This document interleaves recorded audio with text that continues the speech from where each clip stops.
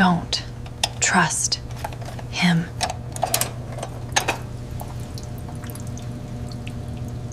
Stay with us.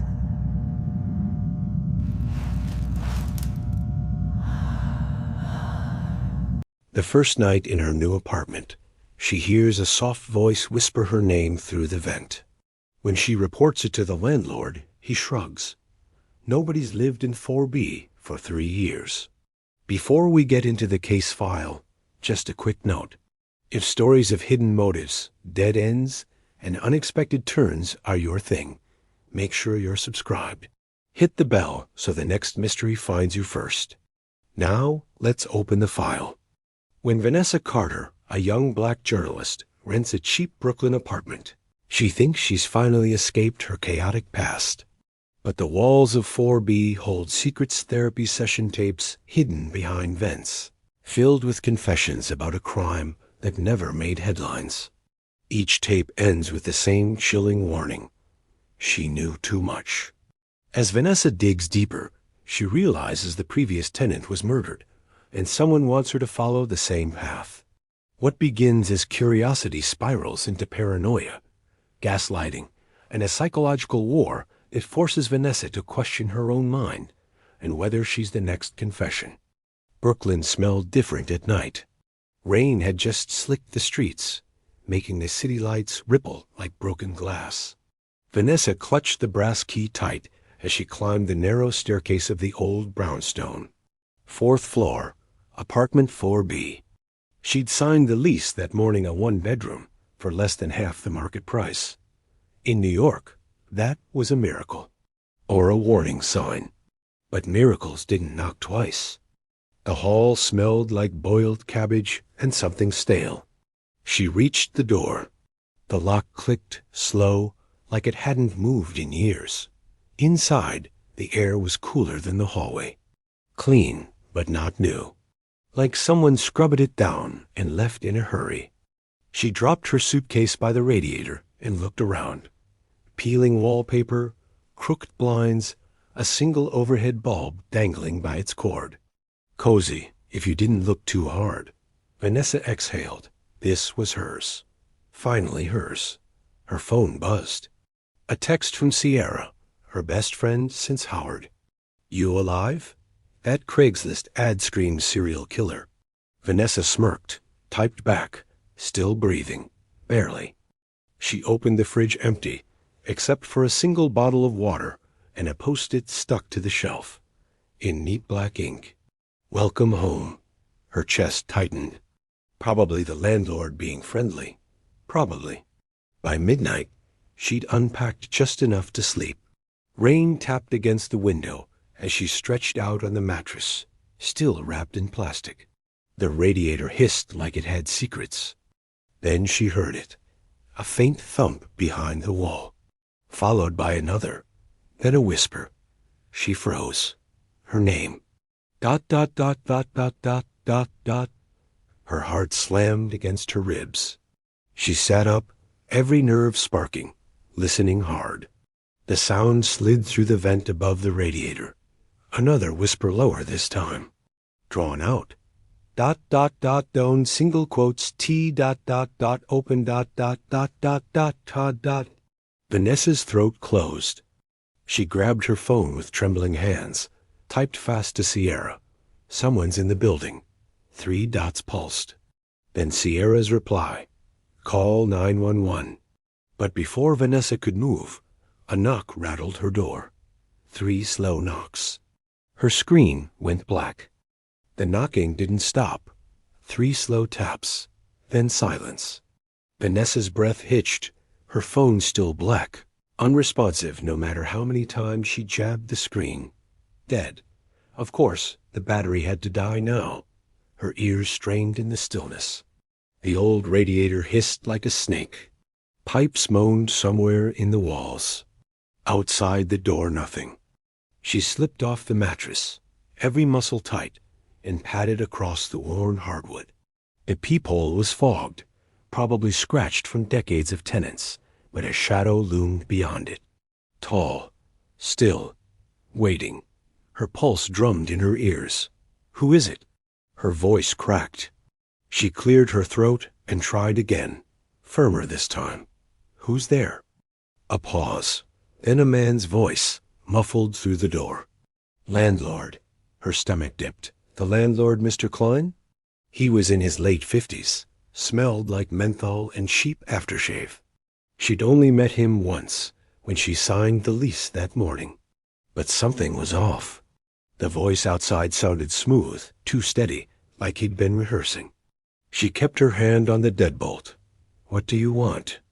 "Just checking if everything's good in there," the man said, his tone casual, but a beat too late. "Heard you moving in." Vanessa's throat went dry. He heard her? At midnight? The building had been quiet all night. She glanced at the radiator, vent, the same one that whispered her name minutes ago. Her fingers grazed the deadbolt, then froze. Instinct screamed, "Don't open it." "I'm fine," she called through the door. "Thanks." Silence. Then the man chuckled a low, knowing sound that curdled her blood. "All right then. Sweet dreams." His footsteps retreated, slow, deliberate, each creak echoing down the hall. Vanessa held her breath until the sounds faded completely. Her knees wobbled as she backed away from the door. She scanned the room, the crooked blinds, the bare walls, the single dangling bulb. All at once, the air felt heavier, like someone else was in there with her, watching. She grabbed her charger from her purse and plugged the phone into the wall. The screen flickered to life. She fired off a text to Sierra with shaking thumbs. Somebody knocked. Said he's the landlord. Weird vibes. "Call me in 10. Then a sound broke the stillness. Tap, tap, tap. Not the door this time. The vent. Vanessa crept toward it, her heart pounding in her throat. The metal grill quivered slightly, as if something inside was breathing. She knelt, leaned close. A whisper seeped through again, soft as moth wings. "Don't. Trust him." Her blood turned to ice, and then click. Her phone screen went black again. Vanessa's fingers shook as she pressed the phone's power button again. Nothing. Dead for good this time, like someone had sucked the charge right out of it. She stared at the vent. The whisper was gone, but the air coming through was warm and sour, like something rotting deep inside the ducts. Her mind screamed to leave it alone. Lock the door. Go to sleep. But sleep felt impossible with that voice. Those words burned into her skull. Don't trust him. Vanessa grabbed her keys and used the longest one to pry at the vent screws. They were rusted, but with enough pressure and adrenaline, they began to loosen. Each creak of metal sounded too loud in the still apartment. The grill finally clattered to the floor. A wave of heat and dust rolled out, choking her. She coughed, pulled her t-shirt over her nose, and reached in. Her fingertips brushed something solid metal.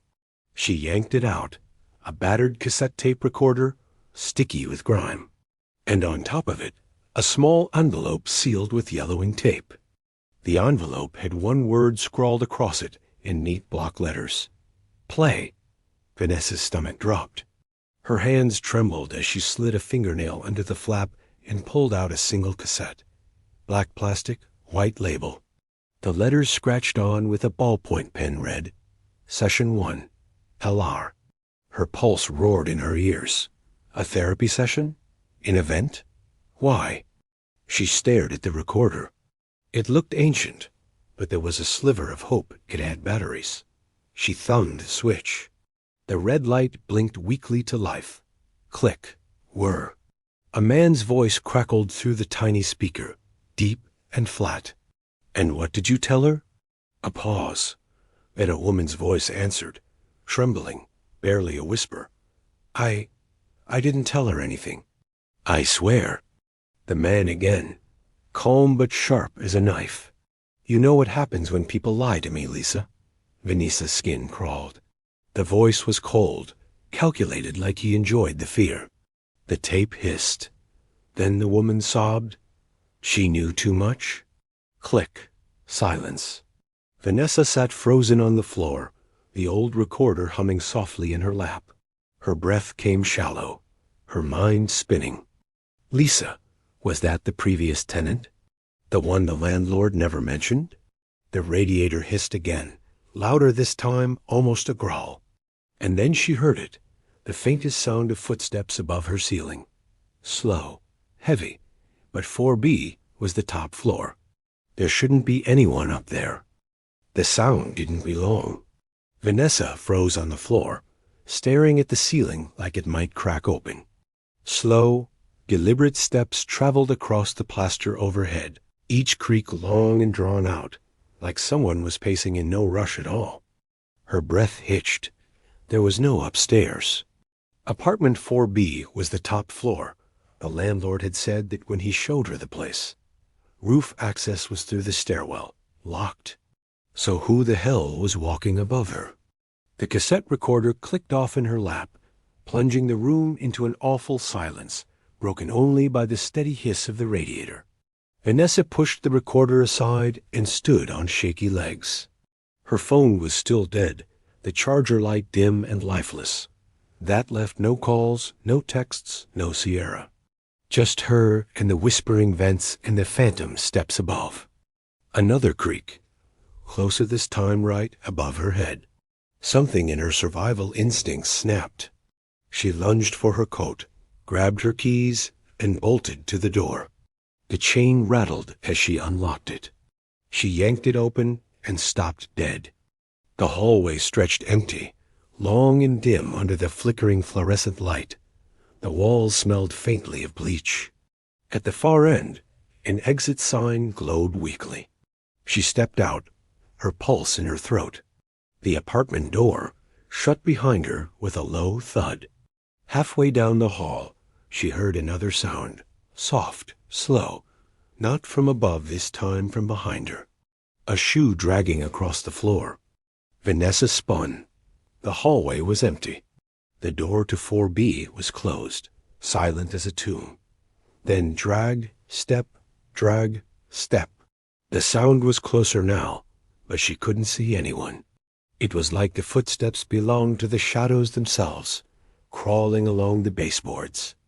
Panic clawed up her throat. She ran. Her boots thudded against the floor as she barreled down the corridor toward the exit. She shoved through the heavy door and stumbled into the stairwell, breath ragged. The stairwell smelled like rust and damp concrete. She clutched the railing, peering down the spiraling steps, and froze. On the bottom landing, someone was standing perfectly still. A man, bald head glinting under the weak bulb, his shoulders broad, his face tilted just enough that she couldn't catch his eyes. He wore a dark coat that hung like a shadow. Vanessa's heart plummeted. Her voice barely worked. "Mr. Klein?" The man didn't answer, didn't move. And then, without warning, the stairwell lights flickered once, twice, and went black. Vanessa's scream caught in her chest. From the darkness below, a calm voice rose up, smooth as oil. "You shouldn't have opened the vent." The darkness swallowed everything. Vanessa's pulse hammered in her ears, louder than her own breath. She pressed her back to the cold stairwell wall, gripping the railing so hard her fingers ached. That voice. Smooth, calm, like someone narrating her nightmare. "You shouldn't have opened the vent." Her lungs burned as she forced a whisper out. Who are you?" No answer, just silence so deep it felt alive. Then, from below, the sound of shoes scraping concrete. One step, then another. Slow, steady, savoring her fear. Vanessa spun, heart slamming, and bolted up the stairs. Her boots thudded against metal, each sound echoing up the stairwell like gunshots. She didn't stop until she reached the top landing and grabbed the handle of the roof door. Locked. She yanked harder. The door rattled, but didn't budge. Panic surged through her veins like fire. Behind her, the footsteps climbed still slow, unhurried, like whoever was down there knew she wasn't getting away.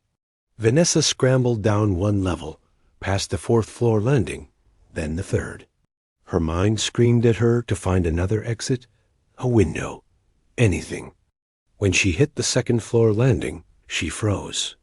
Something caught her eye, a metal door tucked into the wall beside the stairs. It was different from the apartment doors, gray, industrial, with no number. A sign bolted above it read, "Storage, authorized access only. Storage." She twisted the handle. Locked. Vanessa's eyes darted around the stairwell, wild, desperate. And then she saw it, a ring of keys dangling from a rusted nail on the wall, half hidden by a faded fire extinguisher sign. She snatched them, her hands trembling so badly she nearly dropped them twice before jamming one into the lock. Click. The door groaned open on stiff hinges, exhaling a breath of cold, stale air. The smell hit her metal, mildew, and something faintly sweet, like rotting fruit. Vanessa slipped inside and pulled the door shut behind her. Darkness swallowed her again, thicker than before. Her chest heaved as she fumbled for her phone, forgetting it was dead. From outside, the stairwell went quiet. No footsteps now. No voice. She pressed her ear to the door. Nothing. Then thud. Right against the metal. Vanessa slapped a hand over her mouth, stifling the cry that clawed up her throat. The handle rattled once, twice, then stopped. A soft chuckle drifted through the crack, low and chilling. "You're curious, aren't you?" The sound of his steps retreated, slow and calm, until silence settled like a heavy blanket. Vanessa sagged against the wall, her knees threatening to give. She sucked in a shaky breath and turned. The storage room stretched deep, lined with shelves stacked with boxes, tools, and old furniture draped in yellowed sheets. Dust swirled in the sliver of light that bled under the door. And then she saw it. At the far end of the room, half hidden behind a metal shelving unit, stood another door, smaller, with a heavy padlock hanging from its latch. Across the door, scrawled in black marker, "Patient files." Vanessa's heart stopped cold.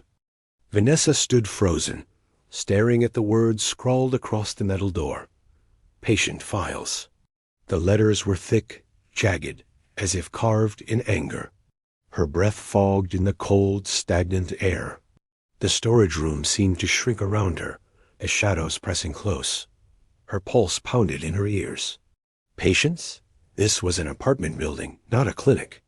She glanced back toward the entrance. The stairwell door was still shut. No sound, no footsteps.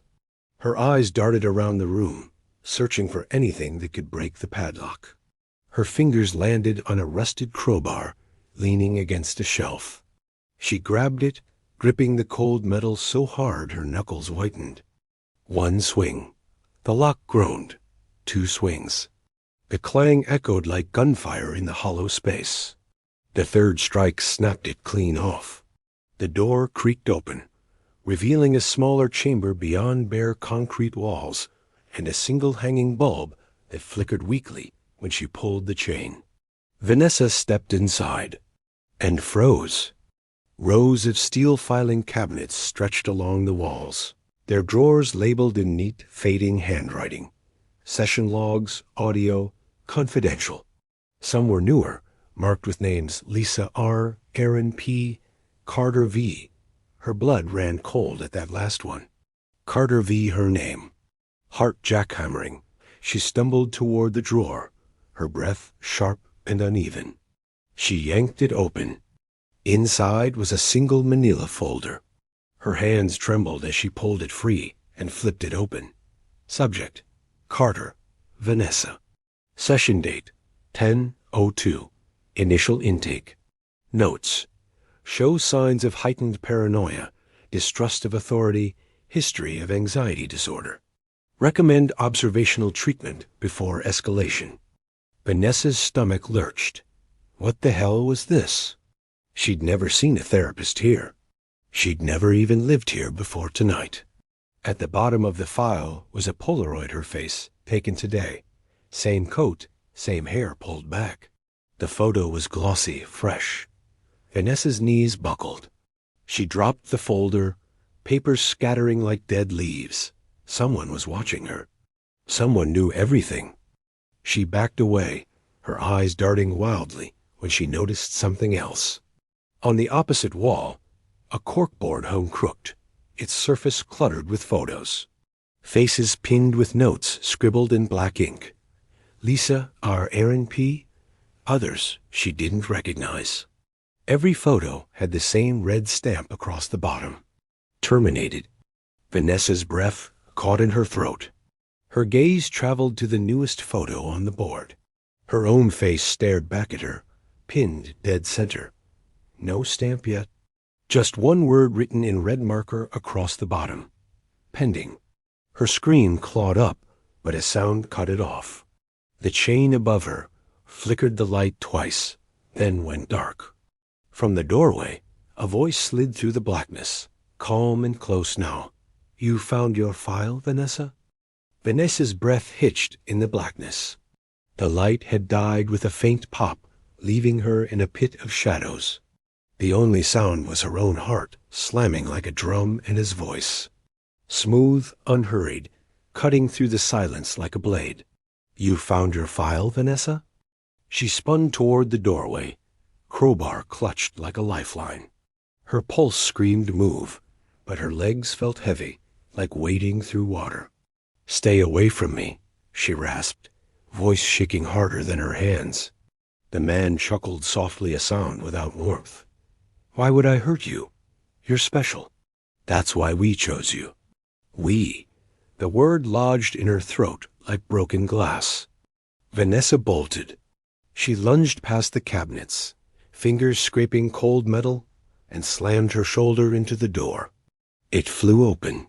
She stumbled back into the storage room, lungs burning, feet pounding across the concrete floor.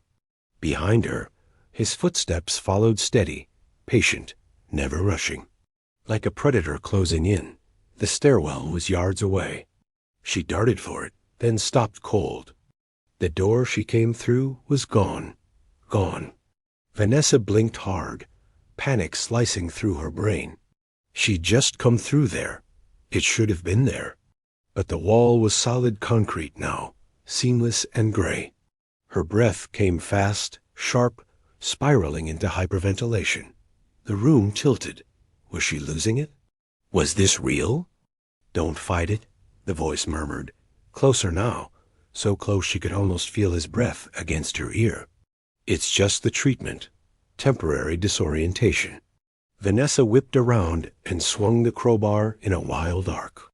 It cracked against a shelving unit, sending a box crashing to the floor. Its contents spilled dozens of cassette tapes, skittering across the concrete. Each one labeled in neat, black ink. Sessions. Some had names, some just numbers, all old. And one near her foot with a fresh label. Session 2. CV. Vanessa's stomach lurched. Session 2. Which meant Session 1, the tape she'd played in the apartment, was hers or someone else's warning. Her thoughts crashed like waves as she scrambled backward, tapes rolling under her boots. She clutched the crowbar, throat dry as ash. Then, out of the dark, a glint of metal, a key, dangling from a chain around his neck as he stepped into the sliver of dim light seeping from a high vent. His face finally came into view. It wasn't Mr. Klein. Younger, maybe mid-30s. Smooth-shaven head, eyes flat and black like polished stone. He wore a dark jacket with a small white insignia stitched on the chest, a circle with intersecting lines like a target. "Who are you?" Vanessa croaked. His lips curled into a smile that never touched his eyes. "The one keeping you safe." Safe? The word rattled through her skull like an echo chamber. She gripped the crowbar tighter, legs coiled like springs. "Stay the hell away from me." He tilted his head, calm as ever. "We just need you to finish what Lisa couldn't." The name slammed into her brain. Lisa, the voice on the tape. Vanessa didn't wait for more. She spun and hurled herself toward the far side of the room, where a faint outline of another door gleamed under layers of dust. She slammed her shoulder into it, praying it would give. It didn't. But something above it did a square grate, bolted into the wall. Air seeped through, damp and cold. Vanessa jammed the crowbar into the bolts, ripping at the metal like a madwoman. Behind her, the man's footsteps closed in slow, certain, almost tender. "You can't run, Vanessa," he said softly. "We've been watching you for months." The last bolt snapped. The grate fell with a clang as she clawed her way up into the darkness beyond, heart shattering against her ribs. Behind her, his voice followed, still calm, still patient. "Go ahead. Crawl. But you're only going deeper." Vanessa wriggled into the vent, metal biting her skin, breath ragged as she crawled toward the unknown. And then she saw something ahead, a faint glow, not daylight. A light bulb swinging gently over a room filled with chairs and restraints. Vanessa's knees scraped raw as she crawled forward, the vent tightening around her shoulders like a steel coffin. Her breath rattled in the dark tunnel, every movement echoing in metallic whispers. Behind her, the clang of his boots had faded, but his words still rang in her ears. "We've been watching you for months." The faint glow ahead pulsed like a beacon, pulling her deeper. She wriggled toward it, her heart hammering so hard she thought it might burst. When the vent opened, she nearly tumbled out, catching herself on trembling elbows as she slid into a narrow catwalk overlooking a room straight out of a nightmare. The chamber stretched wide and cold, its walls concrete, streaked with damp and age. A single industrial bulb swung from a frayed cord above, casting long shadows over the rows of metal chairs bolted to the floor. Each chair was fitted with leather straps, rusted at the buckles. Dark stains marred the cracked vinyl seats. Vanessa's stomach churned. She forced her gaze away only to land on something worse. The far wall was lined with screens, dusty, but still powered, their soft green glow cutting through the gloom. Each screen flickered with grainy video. Tiny rooms, each identical, each holding a single person strapped to a chair. Not live feeds, recordings. Vanessa crept closer, her boots silent on the steel grate. Her hands shook as she wiped a layer of grime off one of the monitors. A timestamp at the bottom blinked red, the 7th of November 1406. 3 years ago. The figure in the chair on screen thrashed against the straps. A woman, mid-20s. Tears streaked her face as she screamed silently, the audio either gone or muted. Vanessa leaned closer, eyes darting to the name scrawled on a strip of masking tape under the monitor. Lisa R. Her pulse detonated. Lisa, the voice from the tape. Vanessa whipped her gaze to the next screen. A man this time. Then another. All different, all labeled with names. Some monitors were blank, their labels peeled and curling with age. Others glowed faintly, frozen on final frames. She staggered backward, bile rising in her throat. What the hell was this place? Her heel hit something solid. She spun and nearly collapsed when she saw it. A table, stainless steel, and on it, neatly arranged in rows, were objects. Cassette tapes stacked in labeled piles. Polaroid photos, each of a person in one of those chairs. A tray of hypodermic needles, capped but still glistening. And at the center, a leather-bound ledger, its cover embossed with the same insignia she'd seen on his jacket, a circle crossed with precise lines. Vanessa's hands hovered over the ledger, trembling. Against every instinct screaming to run, she flipped it open. Inside, page after page filled with meticulous notes. Subject ID, intake date, compliance level, outcome. Her eyes snagged on a name halfway down the page. Carter, Vanessa. Intake pending. Her throat closed. The word pending was circled in red ink. Her breath came fast and shallow as her gaze drifted lower to the final column, labeled outcome. For most, it read terminated.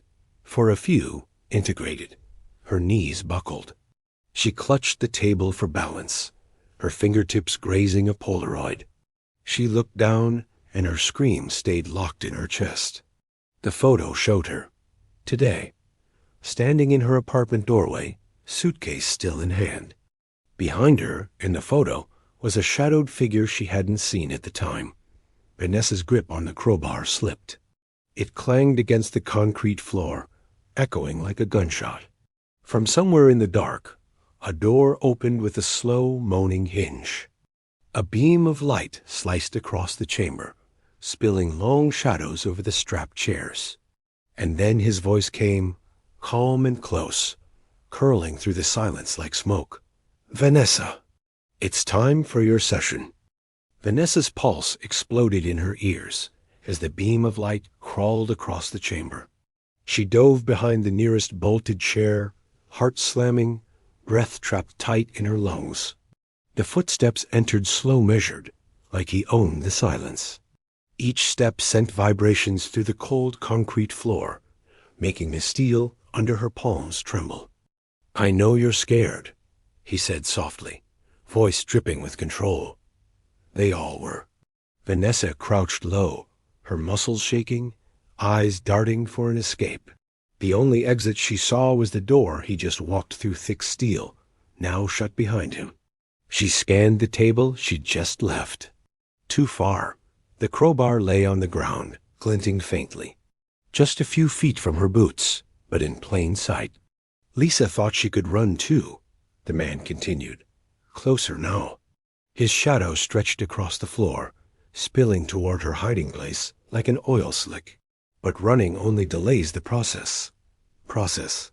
The word slammed into her skull like a hammer. Vanessa's eyes locked on the crowbar. Her fingers twitched. If she moved fast enough. The footsteps stopped. Silence wrapped around her like a noose. She couldn't hear him breathe. Couldn't hear anything. Then his voice, right behind her ear. Peekaboo. Vanessa whipped around with a scream, snatching the crowbar and swinging blind. Metal clanged against metal, the back of a chair sending sparks into the dark. She stumbled, caught herself, and bolted across the room. The man didn't rush. His laugh followed her, low and amused, echoing against the concrete. "You're perfect, Vanessa." "Do you know why?" She didn't answer. Couldn't. Her mind was a hurricane of terror and adrenaline. She sprinted past the table, eyes snagging on something, a set of keys dangling from a hook by the monitors. Her hand shot out, ripping them free. She spun toward the steel door at the far end, praying one of the keys fit. Her fingers fumbled through the ring, slick with sweat, as his voice slithered closer. "You can't hide who you are. That's why you were chosen. You don't just report stories, Vanessa. You dig. You pry. You peel back layers." Her stomach knotted as the key scraped uselessly in the lock. Wrong one. She tried another, tears stinging her eyes. "That hunger of yours," he continued, steps slow but steady now. "It makes you a liability out there, but in here, it makes you useful." The third key slid in, clicked. Vanessa yanked the door open and stumbled through into a corridor lined with glass panels. She froze mid-step. Her scream caught in her throat. Behind the glass were rooms. Tiny cells, each glowing under fluorescent light, each holding a single chair, each chair occupied. Men, women, their heads lolled against restraints. Needles trailed from their arms, connected to humming machines. Eyes open but blank, staring through her like mannequins. Vanessa staggered backward, bile clawing her throat. They weren't dead. They were alive, just emptied out. On the glass, in bold black letters, a phrase stretched across every door. "Integration in progress." A soft metallic click spun her around. The man stood in the doorway behind her, his silhouette haloed by the swinging light. He held a syringe in one hand, glistening with clear liquid. "You wanted the truth," he said, calm as prayer. Now you're part of it. Vanessa gripped the crowbar tighter, every nerve screaming. Behind her, one of the restrained patients turned its head slightly, like a puppet tugged by invisible strings, and whispered, voice papery and dry, "Run." Vanessa's chest heaved, lungs clawing for air as the corridor's fluorescent lights hummed like a hive. The crowbar was slick in her grip, her knuckles bloodless. Behind her, the restrained patient's whisper run echoed like a gunshot in her skull. But there was nowhere to run. The corridor stretched straight, ending in another steel door, marked with a glowing green exit sign. The promise of freedom dangled in front of her like bait. And then his voice came, steady and close. "Don't make this harder than it needs to be." Vanessa spun just as he stepped fully into the corridor, syringe gleaming in his hand, his eyes flat black marbles under the cold light. She didn't think. She swung. The crowbar sliced the air, missed his head by inches, and slammed into the wall with a teeth-rattling clang. He moved with predator grace, sidestepping, grabbing her wrist in a vice grip. Pain shot up her arm like fire. "Vanessa," he murmured, almost gentle. "You can't fight what you are." She wrenched her knee up, driving it into his gut. The impact jarred her bones, but it was enough his grip loosened. She tore free and bolted down the corridor, boots pounding the linoleum like drumbeats. The exit door loomed closer, glowing like salvation. Her fingers stretched toward the handle. The door slammed shut with a hydraulic hiss. Vanessa skidded to a stop, chest caving in. She yanked at the handle. Locked. She spun, searching for another way out, and froze. The glass panels lining the corridor were no longer empty shells of light. Every patient inside had turned their head. Every pair of vacant eyes was locked on her now, their movements slow, synchronized. And then, like a grotesque choir, they all spoke in unison, their voices weaving into a low, pulsing murmur that made her skin crawl. "Stay with us. Stay with us. Stay with us." Vanessa stumbled back, heart slamming against her ribs like a trapped bird. Her gaze darted to the far wall, where a small control panel blinked faintly red. Door override. She lunged for it, fingers flying over buttons she didn't understand. Alarms shrieked to life, red lights strobing across the corridor. Somewhere above, heavy locks clanged open or shut, she couldn't tell. A voice boomed over the intercom, calm and cold, different from the man behind her. "Containment breach in Corridor 7. Initiate secondary protocol." Vanessa's stomach dropped. Secondary protocol. Behind her, a man's voice purred like velvet. "You just made this worse." His shadow stretched long against the flashing red lights. The syringe gleamed like a silver fang. Vanessa's eyes flicked to the ceiling, and there it was, an emergency hatch, square and rusted, marked with peeling yellow paint, probably ventilation, probably her only chance. Her fingers scrabbled for the crowbar, slick with sweat, as the patient's chant rose in a ghastly crescendo. "Stay with us. Stay with us?" She jammed the crowbar into the hatch seam and wrenched with every ounce of strength left in her. Metal groaned. Bolts screamed loose. The hatch swung open just as a sharp sting seared her shoulder. She looked down. A dart protruded from her jacket sleeve. Vanessa ripped it out, panic shredding her insides, and hurled herself through the hatch, the dart clattering to the floor behind her. Her body slammed into darkness as alarms wailed and his voice floated up after her, calm as ever. "You'll come back, Vanessa. You all do." Her body skidded down a sloping metal duct, bruises exploding along her ribs, until she crashed through a rusted grate and landed hard on a damp concrete floor. Vanessa staggered upright, coughing, and froze. She wasn't outside. She was in a loading bay lined with black vans, their rear doors yawning open. Inside, rows of chairs waited, straps dangling like spider legs, and painted across the wall in giant, block letters. Project Integrate. The damp concrete floor burned Vanessa's palms as she scrambled to her feet. Her head spun violently, a sick rolling wave that made the fluorescent lights overhead blur and smear into glowing halos. The dart. She squeezed her eyes shut, trying to shake off the haze clawing into her brain. Her fingers dug into her sleeve, where the puncture mark throbbed like a living thing. Stay awake. Move. The black vans loomed in the shadows, like beasts waiting to swallow her whole. Their rear doors hung open, revealing metal frames bolted inside frames that weren't for cargo. They were for people. Each had padded cuffs, straps hanging limp, gleaming under the cold light. Vanessa's stomach twisted so violently she thought she might vomit. And then she saw the crates stacked against the far wall, each stamped with the same insignia from the man's jacket. A circle crossed with precise intersecting lines. Target, control, eliminate. Her legs carried her toward the nearest crate on instinct. She tore it open with shaking hands. Inside were files. Thick binders stuffed with photos and reports. Dozens, maybe hundreds. She grabbed one at random and flipped it open. Subject, Martin Kaisha.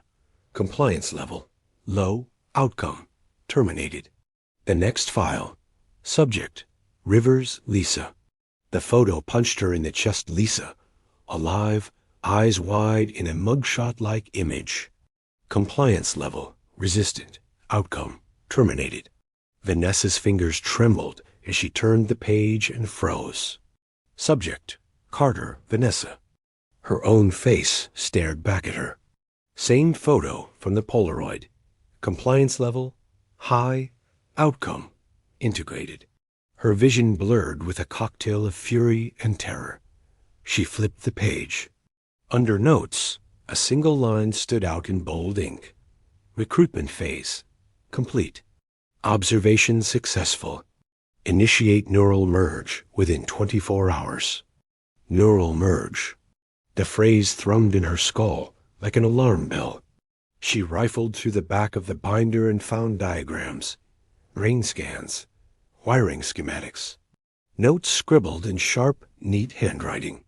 Merge candidate consciousness to primary net. Reduce free agent journalism threat. Convert asset.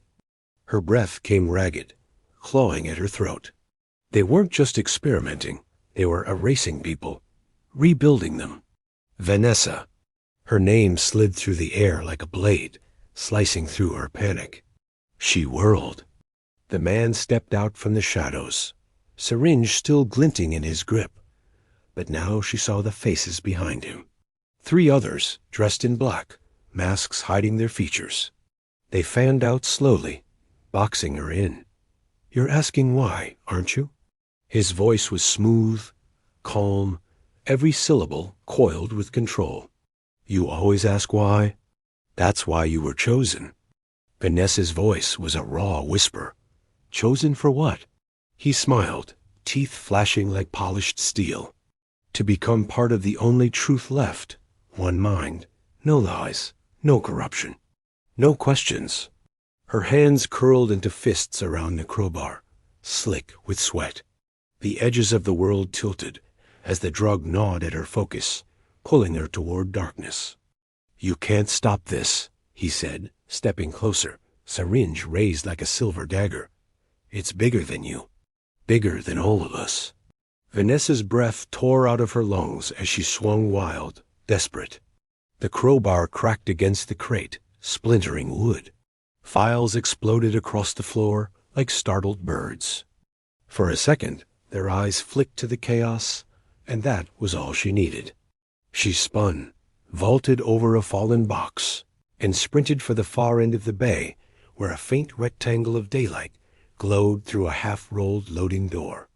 Her legs burned, vision strobing with black spots, but she hurled herself at the gap, scraping her ribs raw as she wriggled under the steel lip. Concrete tore at her jacket. Hands snatched at her boots, nails grazing her ankles. And then she was out. Vanessa tumbled onto wet asphalt under the bruised light of early dawn. The taste of iron filled her mouth. The city loomed just beyond the chain-link fence, a skyline so close, yet impossibly far. Sirens wailed in the distance. Not police, not rescue. The sound vibrated in her bones, a different frequency. A call. She staggered to her feet, crowbar clutched like a lifeline, heart screaming the truth she could no longer ignore. This wasn't an apartment building. It was a facility. And she wasn't the first to run. Behind her, the loading door groaned open. Their silhouettes spilled across the asphalt, long and black in the dawn light. "Vanessa," the man called, voice calm, almost tender. "You can't run from what you are." The drug surged harder now, turning her legs to sand. Her vision doubled as she stumbled toward the fence. Her fingers clawed for the metal links, hauling her weight inch by inch. Then a sound froze her blood. Engines. 3 black vans roared to life inside the bay. And above the facility, high on the roof, a single red light blinked, tracking her. The chain-link fence ripped her palms open as Vanessa hauled herself over, metal biting her skin. The asphalt on the other side felt like fire when she landed hard on her knees. Pain radiated through her body, but she didn't stop. Couldn't. Engines roared behind her, the guttural growl of black vans spilling out of the loading bay like hounds loosed for the hunt. Their headlights sliced through the gray dawn, long beams stretching across the abandoned lot. Her vision tunneled as the sedative clawed through her bloodstream, dragging her toward darkness. Her heart pounded like a war drum, each beat screaming, "Run, run, run."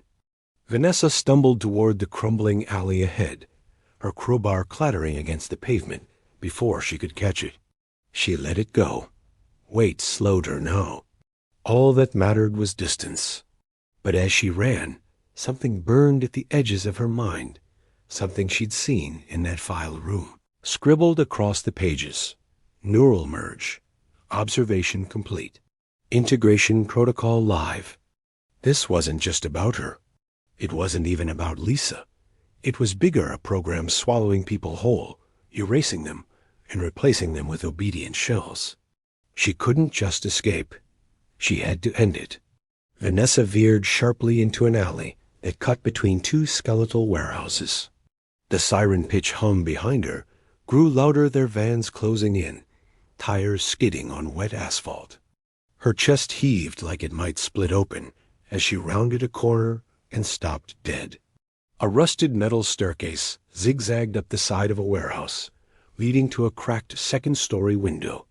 Her legs screamed in protest, but adrenaline drowned out everything else. She grabbed the railing and climbed, muscles tearing with each pull, until she spilled into the gloom of the empty loft. The room smelled of dust and rain.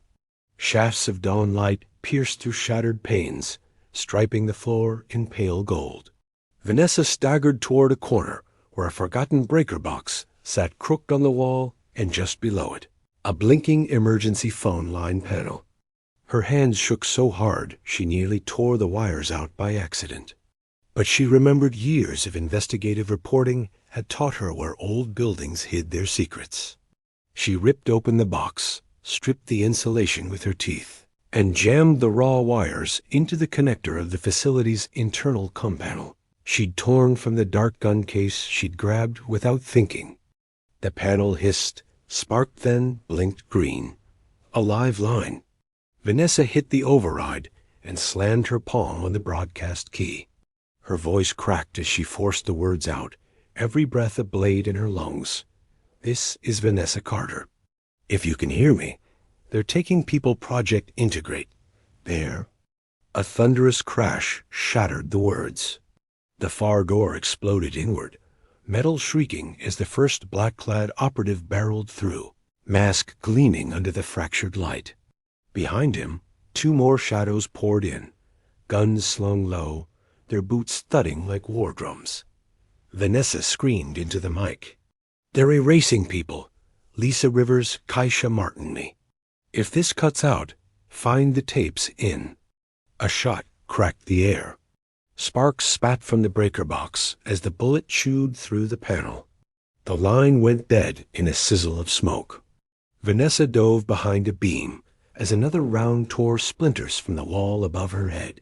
Her body shook with exhaustion and drug haze, but raw survival clawed her upright. Her eyes darted one way out, a jagged window behind her, glass glittering like teeth. She sprinted. The gunfire roared like a storm at her back. She hurled herself through the window, glass carving her arms and face, air whipping around her like a scream.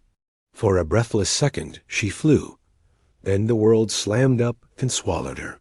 Cold, hard, pain. The alley pavement punched every bone in her body. Darkness spidered across her vision. Voices shouted above.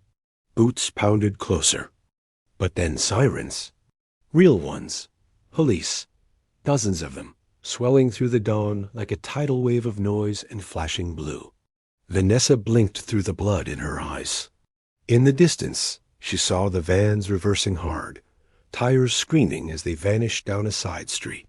The operatives melted into shadows, silent as wraiths. Strong hands gripped her shoulders. A voice barked. "Ma'am? Ma'am, stay with me." Vanessa coughed, tasting metal. Her lips moved around words like broken glass. Project, integrate. The officer's brows furrowed. What is that? Her eyes rolled skyward, catching the bruised dawn above the skyline. A single thought burned through the drugged fog. They'll bury it. They always bury it. But then she remembered the override panel, the few seconds of broadcast before the shot. Someone, somewhere, might have heard. Her lips curled into a cracked whisper as the darkness swallowed her. Find the tapes. Epilogue. 2 weeks later, in a quiet podcast studio in Queens, a red light blinked on. A smooth voice began to speak. Tonight, we're talking about a woman named Vanessa Carter, investigative journalist, missing for 14 days after sending one final broadcast. They're erasing people. Was she paranoid? Or did she uncover something we were never meant to know? A chair creaked. The host leaned closer to the mic. And here's the twist last night. Someone slid a package under our door. Inside was a tape, labeled Session 3, VC. The tape hissed softly in the background. Then a voice spoke. Vanessa's voice, calm, controlled. I understand now. Integration is the only way forward. One mind, one truth. The host cleared his throat, voice uneasy. Folks, we'll play more after the break. The red light clicked off. In the silence that followed, the tape kept spinning. What you just heard wasn't the full story.